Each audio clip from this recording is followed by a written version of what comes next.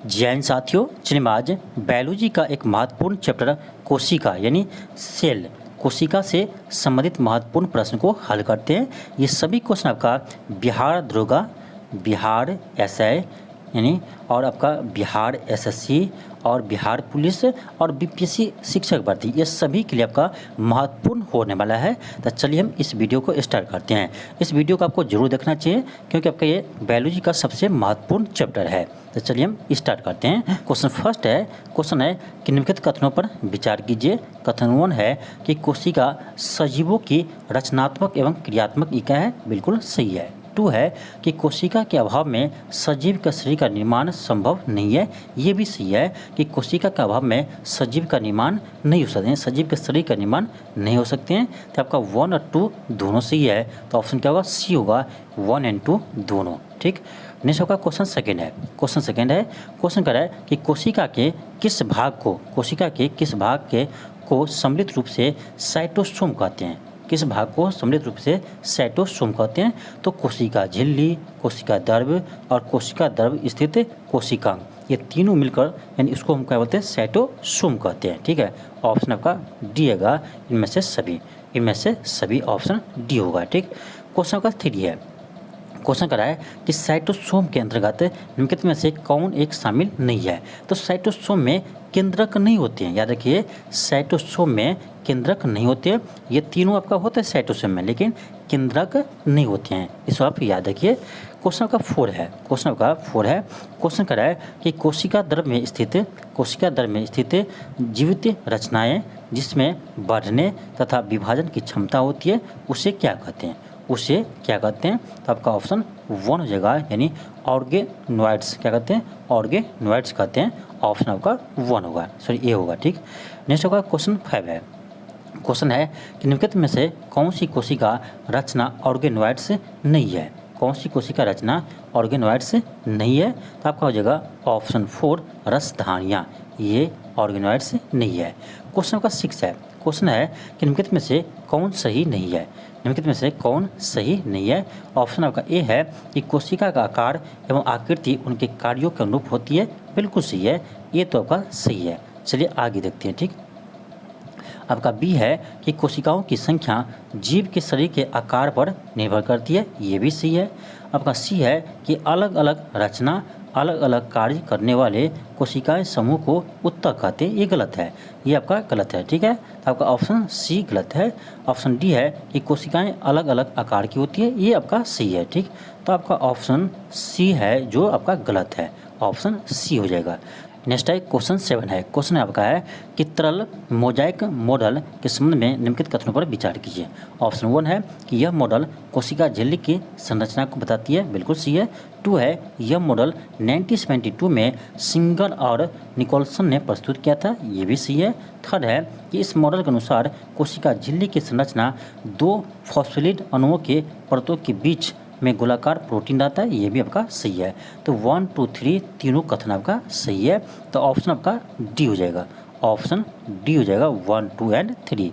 Next आपका question 8 है। Question कर रहा है कि कोशिका का कौन सा भाग माइक्रोग्लिया, सीलिया तथा फ्लैजिला जैसी संरचना का निर्माण करती है। तो ये आपका है कोशिका झिल्ली, ऑप्शन ए होगा। क्वेश्चन का 9 है। क्वेश्चन है कि प्रासरण की क्रिया किसके द्वारा संपन्न होती है। तो ये आपका कोशिका झिल्ली के द्वारा संपन्न होती है। देखिए प्रासरण की क्रिया कोशिका झिल्ली द्वारा संपन्न होती है। नेक्स्ट है क्वेश्चन 10 है। क्वेश्चन है कि कोशिका अंगक राइबोसोम के संबंध में कौन सा कथन सही नहीं है। ऑप्शन ए है कि राइबोसोम 2 प्रकार के होते हैं, 70S और CS, बिल्कुल सही है। बी है कि 70S राइबोसोम प्रोकैरियोट्स में होते हैं तथा उनके 2 सब यूनिट 30S 50S होते हैं, ये भी आपका सही है। ठीक है, ए भी सही है, बी भी सही है। ठीक, चलिए आगे देखते हैं। ऑप्शन सी है कि 80S राइबोसोम यूकैरियोटिक्स होते हैं तथा इनमें भी 2 सब यूनिट 40S तथा 60S होते हैं, ये भी आपका सही है। ऑप्शन डी है कि राइबोसोम प्रोटीन तथा लिपिड के बने होते हैं, ये आपका गलत है।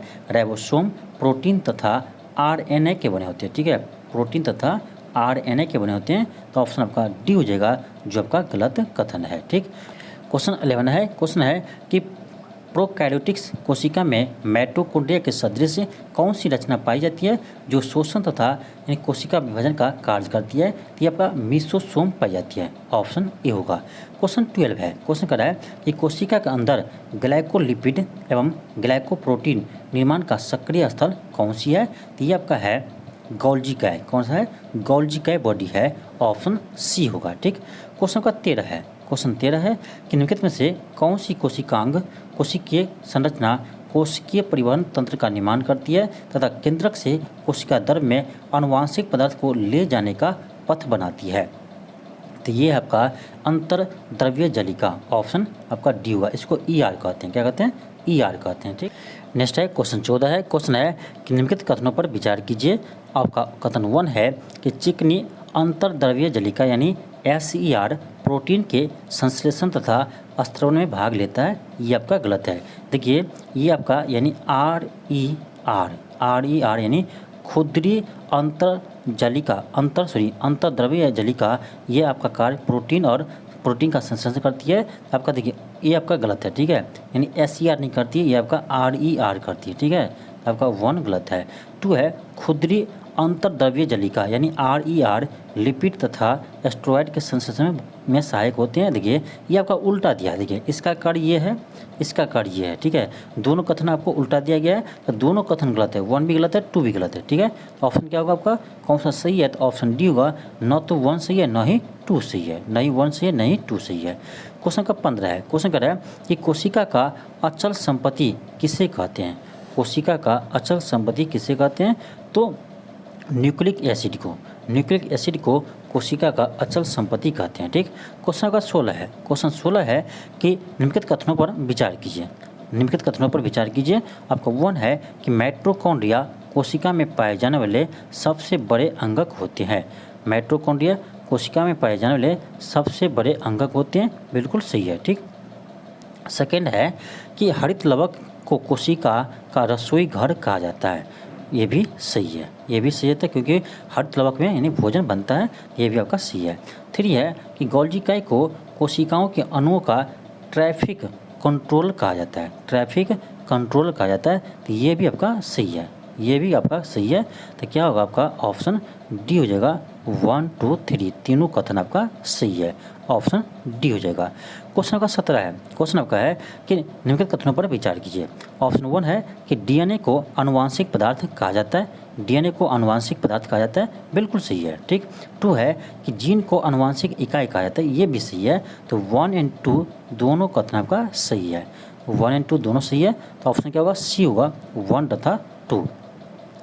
क्वेश्चन का 18 है, क्वेश्चन है कि कोशिका के अंदर निम्नलिखित में से कौन सा कार्य गोल्जिकाय द्वारा नहीं किया जाता है?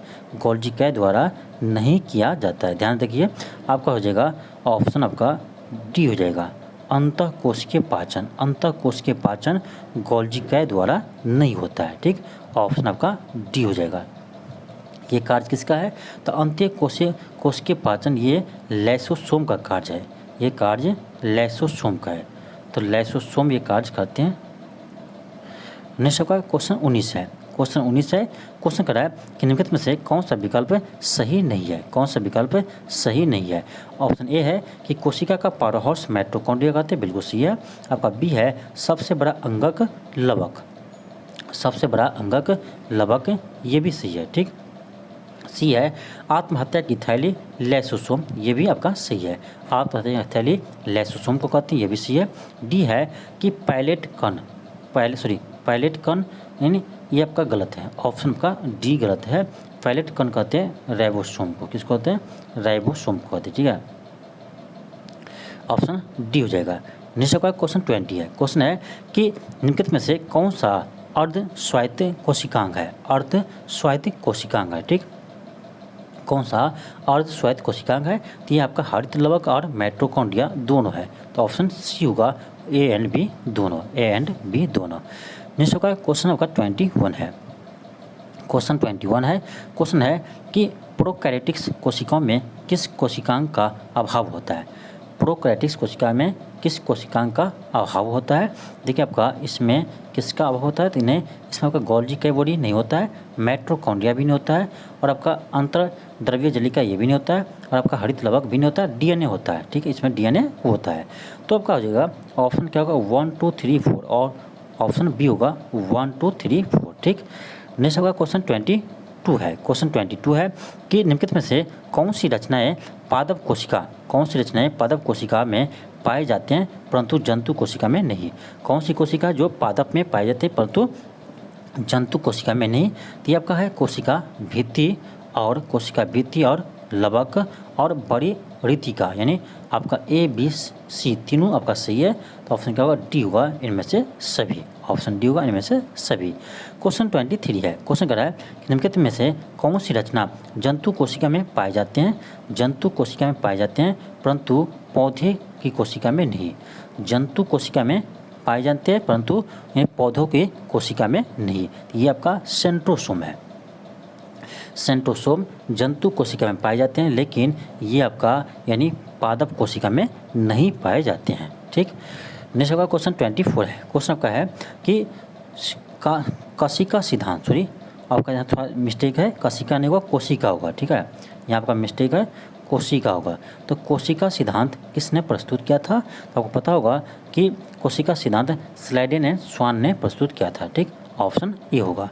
नेक्स्ट होगा क्वेश्चन 25 है। क्वेश्चन है कि कोशिका सिद्धांत के अनुसार कोशिका विभाजन में मुख्य सृष्टिकर्ता की भूमिका कौन निभाता है? मुख्य सृष्टिकर्ता की भूमिका कौन निभाता है? ये आपका केंद्रक निभाते हैं। ठीक, ऑप्शन आपका बी होगा केंद्रक। ऑप्शन बी होगा केंद्रक। नेक्स्ट होगा क्वेश्चन 26 है। क्वेश्चन आपका 26 है। क्वेश्चन कर रहा है कि निम्नलिखित में से किस कोशिका अंगक से लाइसोसोम बनता है?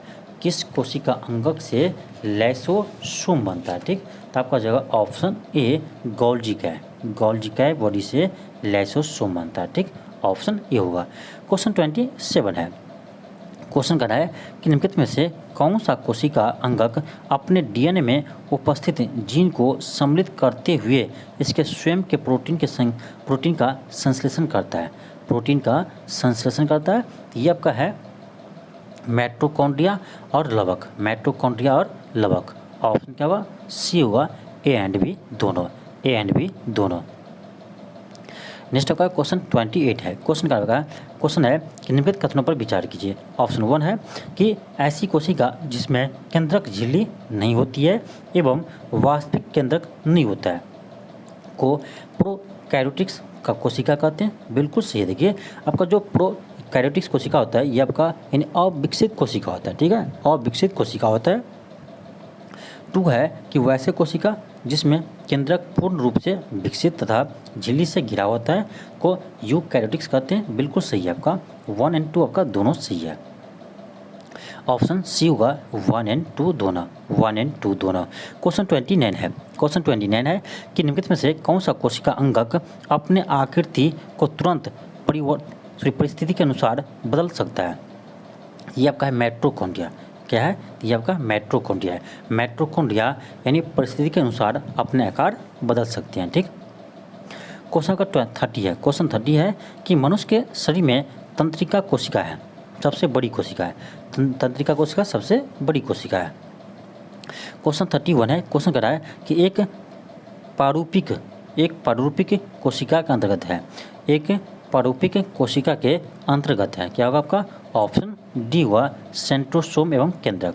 ऑप्शन डी हुआ सेंट्रोसोम एवं केंद्रक। क्वेश्चन 32 है। क्वेश्चन है कि सेंट्रोसोम विशेष रूप से भाग लेता है। सेंट्रोसोम किस में भाग लेता है? तो सेंट्रोसोम कोशिका विभाजन में भाग लेता है।